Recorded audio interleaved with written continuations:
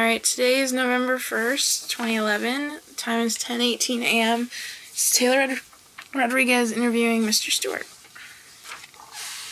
Okay, so, what was your path to the academy?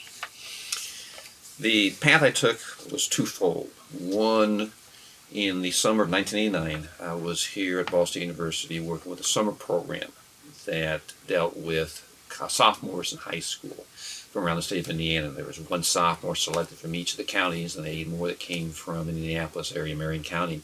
So we had 100 students, and they were sophomores going to be juniors in high school. And we were 3 weeks of intensive kind of program in gifted education, and allowed us as instructors to just do some wonderful things with gifted students. So I was here for those 3 weeks, and in the time of those 3 weeks, I found out about the Indian Academy. And it was told that it would be starting in this fall of 1990, and that documentation and resumes and things of this nature wouldn't take place or until about December or January 1989, January 1990. In the meantime, I had been teaching at Frankfort High School, and I decided to move to Homestead High School in Fort Wayne, and one of the individuals up there encouraged me to be a part of to pursue that. Which I thought, okay, I'll try it and see what happens. And looking at the description, I thought I wouldn't have a chance because they needed a doctorate at the time. I didn't have a doctorate. But I interviewed, and I sent my resume in, and they wanted me to interview. So I came down and interviewed for a full day of intensive interviews and teaching presentation. And in about 2 weeks, they called me up and said, "Would you like to be our social studies teacher?" So that's how kind of the route I took. It went from working with gifted students in a summer program to working at this school when the school opens its doors for the first time. The second avenue I had is I had been working with gifted students, or gifted programs, I should say, at Frankfort for a couple of years with middle school. And I worked at the consortium in terms of Western Boone High School, Lebanon School System, Rossville, Clinton Prairie, Clinton Central, and so forth. So that's how I got kind of exposed to gifted education. And so I used that avenue to say, all right, let me pursue as much as I could over a 2 or 3 tier time period that culminated in my being hired here. So, what was it about gifted education especially that attracted you to those types of programs? There are a couple of factors. One is the fact that you can explore in uniquely creative intellectual ways issues of humanity, issues of science, issues of mathematics, issues of foreign language. And you can do them in manners that provide students an opportunity to explore, excel, demonstrate understanding of a discipline, a knowledge, understanding of the order and structure of ideas, to be able to reason logically, use that logic reason in such a way as you accumulate evidence, as you acquire evidence, to sift through and say, as objectively as one could say, what does this mean? What are answers that I can find from this information? And not that that's any different than really normal education, but in terms of gifted education, allowing for students to really blossom in terms of writing skills, in terms of thinking skills, in terms of creative projects, and so forth. So those are components that attracted me. Secondly, it's a group of students who sometimes get shortchanged in the classroom. They don't necessarily have their special niches that they can gravitate to as a total group. They may find out people within their own high school who seems to be gifted, who seems to be smart, who seems to be different intellectually. Here, you have a chance to really pursue that in a variety of different ways, individually as well as collectively.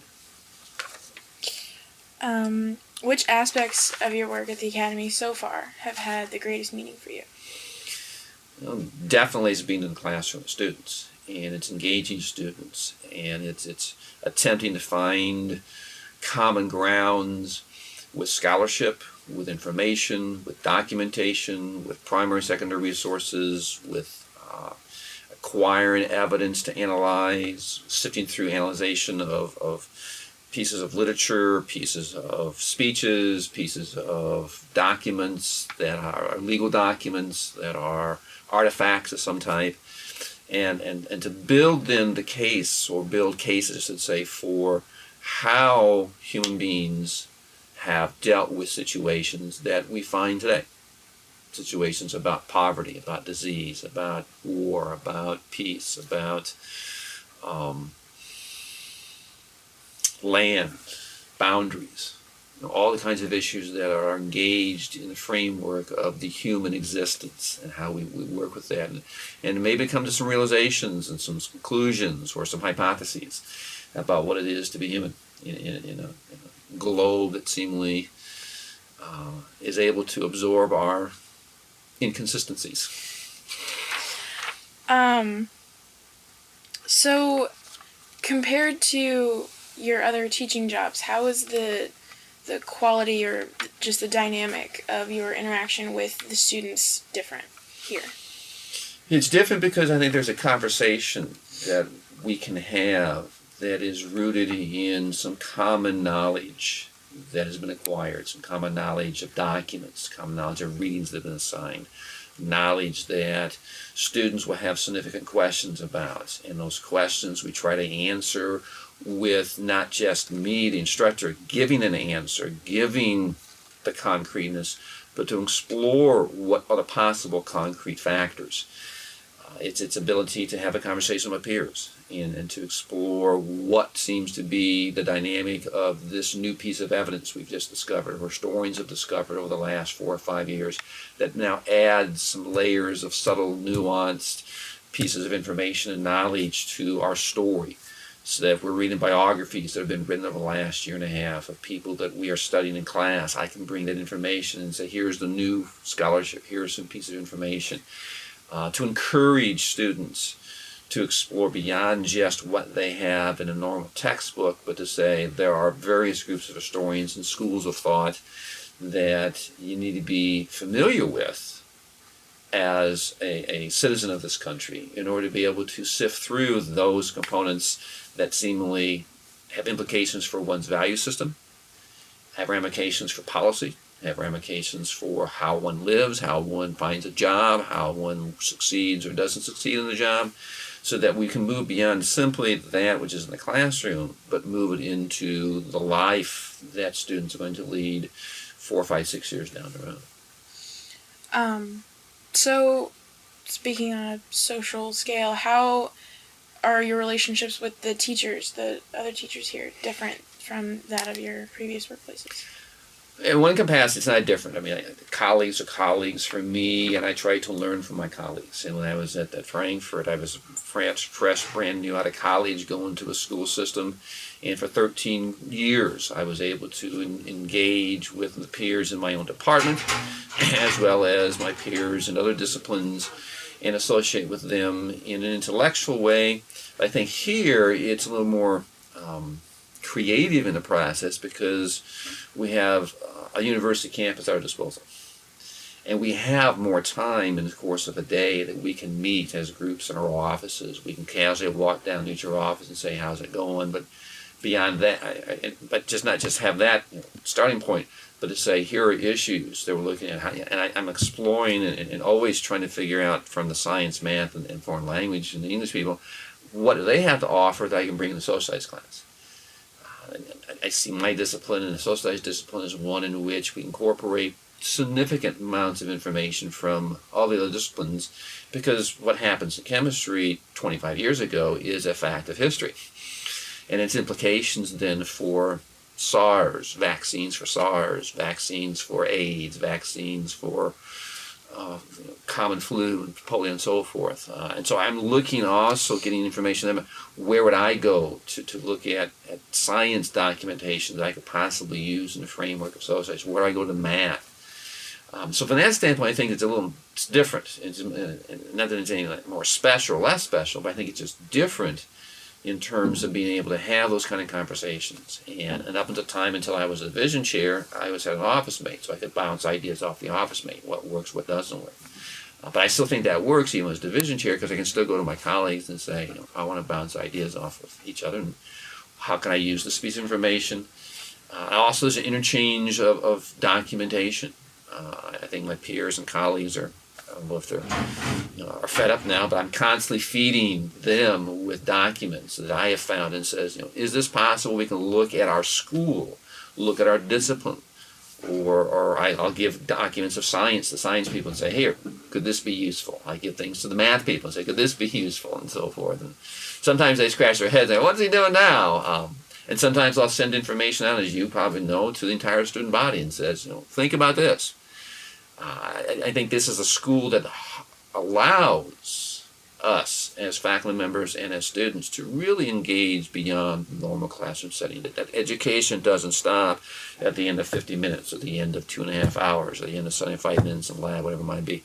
That education's ongoing. And it's part of what our curriculum, I think, is trying to set up, is a program that dedicates itself to intriguing aspects of what we do with education, but also to build that sentiment into our students that they will continue to be lifelong learners. Is there anything that you wish you had known about the way the Academy would progress before you had signed on to teach here? If I had that crystal ball, I'd sort of figure out, well, my guys, I'll know in 20 years what we're doing.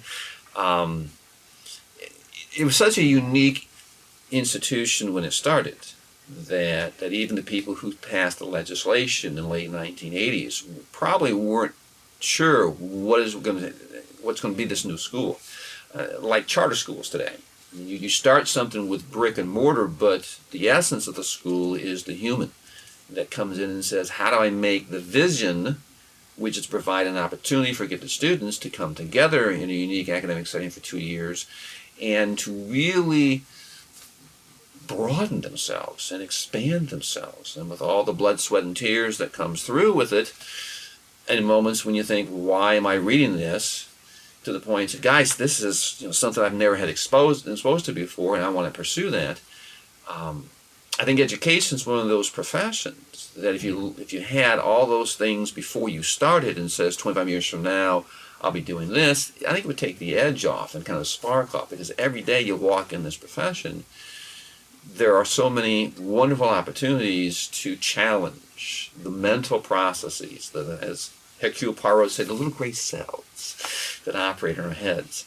And to look at the mysteries of humanity, to look at the mysteries of math and science and foreign language, linguistics and English and social studies, and say, how can I use those to ask significant human questions about who we are, and what do other people 1,000 years ago attempt to convey to us that we're still asking those same questions today. So that for me is in the crystal ball process, is saying, all right, that component would be more stilted, more stultified if I knew that 20 years ago. At the same time, as we unfolded the first 4 or 5 years, there was significant, wonderful experimentation, but institutions have a tendency, from a sociological standpoint, to become set in their ways, so to speak. And so after about 8 or 9 years of the school, I think there's been kind of a pattern's been set in terms of what we do here, and maybe not as broad as expansionary ideas and elements we started the first 5 or 6 years. And there are numerous factors that lead to that, but at the same time, I think if we could maintain that kind of precision with the group of people we had the first 4 or 5 years. But some of them moved on. Some of them were forced to move on because of situations that took place that really, I think, changed the balance and ideas about who and what we are. And in some ways, I think, made us less energetic in some ways to really explore what was, I think, a vision that was set up back in the 1980s and 1990s. So after you said, people here became, I guess, set in their ways, was there a particular type of student that you began to see after that kind of cementing of the processes that you noticed were more likely to, I guess, survive the academy experience? How one survives the academy experience from a student standpoint is probably still a mystery to most of us as adults. You do it, and somehow you work through the pain of the intellectual burden that sometimes we place upon you. But also there's joy in what we place upon you in terms of the process for you to really grapple things. Probably, I think one of the elements we've seen, and this may be a function, it's not necessarily in the education process, but in the society at large, is the role of certain elements of technology. Your generation now of the last decade, they've grown up with piece technology that the first decade of the school never had. And if they had it, it was only in the minor places, and if a person had it, they were somewhat special. Just in terms of, for example, phones. In the first 4 or 5 years, everyone had a landline phone. I mean, there were pockets of people who had, these big, huge honkers called cell phones. But by the end of the first decade, that's becoming more prevalent. And now, when you call somebody in a room, you're not going to get a landline number. No one's going to pick up a phone. So unless we know cell phone numbers, I mean, that's how, and it's an element that not only built in terms of cell phones, but also in terms of what you find on computers. I mean, the whole notion of having Google at your disposal, I think, has changed the way students believe that they can be educated. Now, neither good nor bad, that's a function of human society that we now have. The technology believes everything's at your fingertip, and when you constantly get advertised by saying you can look at this thing without having gone to a dusty old book and look at the documents have been scattered online, is education going to be shortchanged? Not necessarily. But I think we've also seen, to some extent, less curiosity from students. And I think that curiosity is a very compelling component of gifted education. How do you instill in a child who is already perhaps naturally curious, and now perhaps you see a dullness of their senses, a dullness of their curiosity, because now it says, I can just hit a button and bingo, instant answer. Well, what if the answer isn't really that instant? What if the answer really is not something that you can find in that technological framework? How one writes, how one communicates, how one speaks in class. I think there have been some shifts in what we've had from previous classes in previous decade. I think there's a difference, and I don't know if that's a function, once again, that you're finding parents who are now in their 40s and early 50s who are also going to be functions of the same technology in their jobs and occupations. That's something that any education institution, whether it gets it or not, is going to have to confront in terms of, do you really need brick and mortars anymore? Could a Taylor Rodriguez or anybody else of her classmates really sit at home in her hometown, in her room, with her dog lying next to her feet, studying Plato and Aristotle and reading the great works of Dostoevsky and doing math questions because everything is right there on a screen? I don't know what that would do to get education or education at all, but those are factors we have to consider about how we attract students to this place. And to realize that there's going to be some elements of study that sometimes require, to use the terminology of the socialists, the grunt work of looking through the documentation, sifting through the piece of evidence and say, how do I make sense of this letter from this person to person X in relationship to another letter that's also sent to the same person, and there's two different sets of thinking going on. How has working at the academy and being here all these years really affected your personality, your outlook on life, just you in general? I think it's added a dimension to my life that I didn't have in the other schools. It's provided me with opportunities to travel, to go to conferences, which conferencing in a normal public high school setting is a little more difficult. It's also opened up doors for me intellectually that I was pursuing at other institutions, but knew that at some point I could do more. And this place has offered an opportunity to work with scholars at university, to work with scholars and my colleagues, to work with scholars, budding scholars and students. That has changed my person, my being, as far as an educator. What do I do every day when I walk in class? Is I'm going to ask the questions that will draw out from the students the important ideas we want them to research. How do I be silent sometimes and let students grapple and reflect and try to understand, because the mind doesn't work as quickly as perhaps some people like it to work. How do I set up situations, scenarios for students to do problem solving and to do it in a manner that allows them in a setting like this, where they can actually be together in residence and work on those problems, where if you gave that to a normal school system, you got to think in terms of which house do you go to, how long can you stay, will your parents let you drive, things of this nature. It's a different way in which you can approach it. And so how I changed as an educator, I think, has been remarkably different, and I think in a positive way, than what I was as an educator the first 14 years of my teaching career. Well, that was the last question. So thank you very much. Most welcome.